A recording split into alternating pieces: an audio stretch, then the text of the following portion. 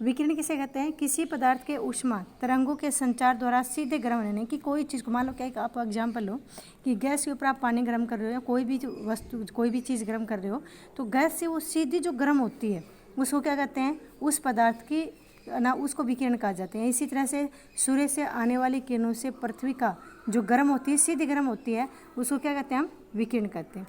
उदाहरण से के रूप में देखो, सूर्य से प्राप्त होने वाली किरणों से पृथ्वी तथा उसका वायुमंडल गर्म होता है। यही एकमात्र ऐसी प्रक्रिया है जिसमें ऊष्मा बिना किसी माध्यम के शून्य से होकर भी यात्रा कर सकती है। देखो, सूर्य से आने वाली जो विकिरण होती है उससे वायुमंडल गर्म नहीं होता, ठीक है।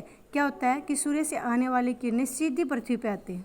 पृथ्वी पे आने के बाद में उन किरणों से पृथ्वी क्या होती है? गर्म होती है। गर्म होने के बाद दोपहर के 12 बजे तक क्या होती है कि पृथ्वी सूर्य से आने वाली किरणों को धीरे धीरे सोखती रहती है और गर्म होती रहती है। जब वो पूरी तरह से गर्म हो जाती है, उसके बाद में 12 बजे के बाद में क्या करती है? वो किरणों को छोड़ना शुरू कर देती है। तो सीधा यानी कि शून्य से कौन सा होते हैं कि वायुमंडल से को गर्म किए बगैर पृथ्वी की, सूर्य की किरणें सीधी पृथ्वी पर आना, उससे पृथ्वी का गर्म होना, ये क्या होता है? विकिरण होता है। आया समझ में आपको? दूसरा क्या है? संचालन।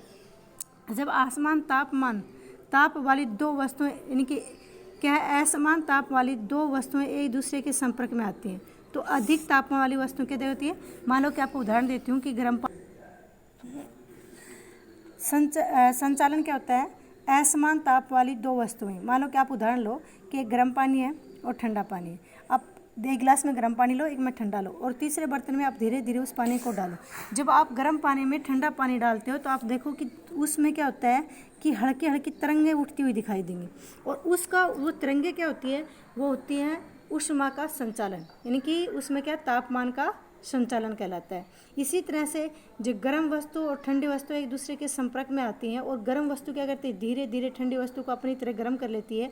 इसी को कहते हैं ऊष्मा का संचालन। तीसरा है संवहन। किसी गैस या अथवा तरल पदार्थ के एक भाग से दूसरे भाग की ओर उसके अणुओं द्वारा ऊष्मा के संचार को संवहन कहा जाता है। यानी कि पानी है, आप पानी को देख सकते हो, पानी का एक जगह से जैसे कि आप डालोगे तो वो एक जगह से दूसरी जगह लुढ़क कर चला जाएगा।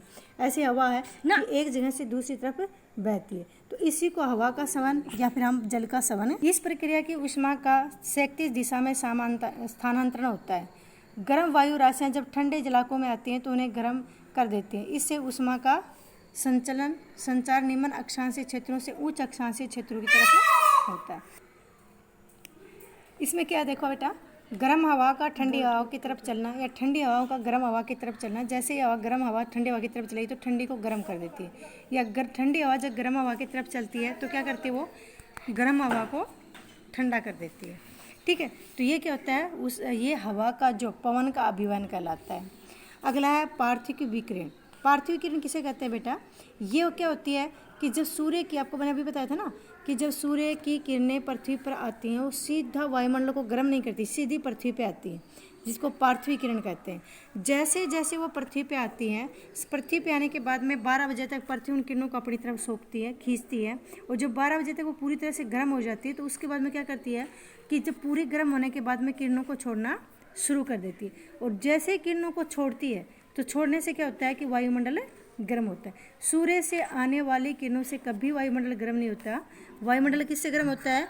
पृथ्वी के द्वारा सूर्य की किरणों को यानी ऊष्मा को छोड़ने से क्या होता है? वायुमंडल गर्म होता है, और इसी को क्या कहा जाता है? पार्थिव के विकिरण। पृथ्वी के द्वारा छोड़ी हुई जो किरणें होती हैं उसको क्या कहते हैं? पार्थिव विकिरण। आगे समझ आपको? पृथ्वी का ऊष्मा बजट। अब देखो पृथ्वी का ऊष्मा बजट किसे कहते हैं?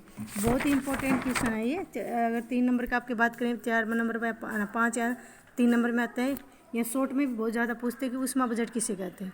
पृथ्वी का तापमान स्थिर रहता है, क्योंकि पृथ्वी का तापमान हमेशा, पृथ्वी के पास अपना कोई तापमान नहीं है।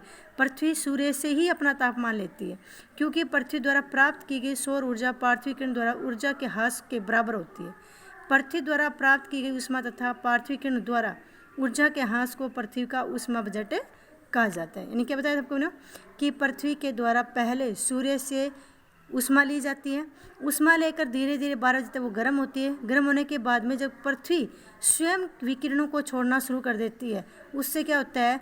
जो वायुमंडल गर्म होता है उसी को पृथ्वी का ह्रास या ऊष्मा बजट कहलाता है। विकिरणों का ह्रास या ऊष्मा बजट कहलाता है।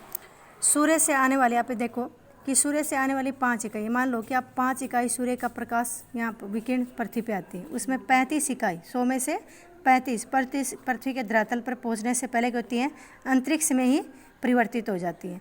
27 इकाई ऐसे होती है जो बादलों के द्वारा, क्योंकि बादलों के अंदर जो धूलकण होते हैं, जो बादलों के अंदर जो पानी होता है वो क्या करता है, सूर्य की विकिरणों को सोख लेता है, 27 इकाइयों को। उनमें से क्या होती है, 2 इकाइयाँ पृथ्वी के हिमाच्छिद, यानी कि जैसे हिमालय है, अल्पस पर्वत है, एटलस पर्वत है, इनके ऊपर जो यहाँ पृथ्वी का जो ध्रुव है, दक्षिणी नॉर्थ पोल और साउथ पोल पे जो बर्फ जमी रहती है, तो वहाँ पे क्या होता है कि पृथ्वी से आने वाली सूर्य की 2% इकाई को वो सोख लेता है।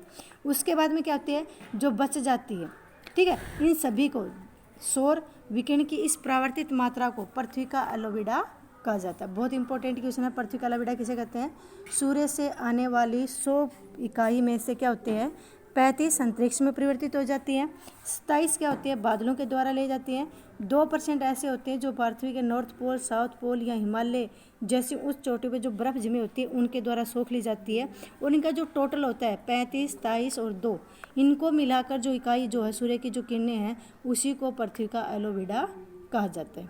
आगे समझ में आपको।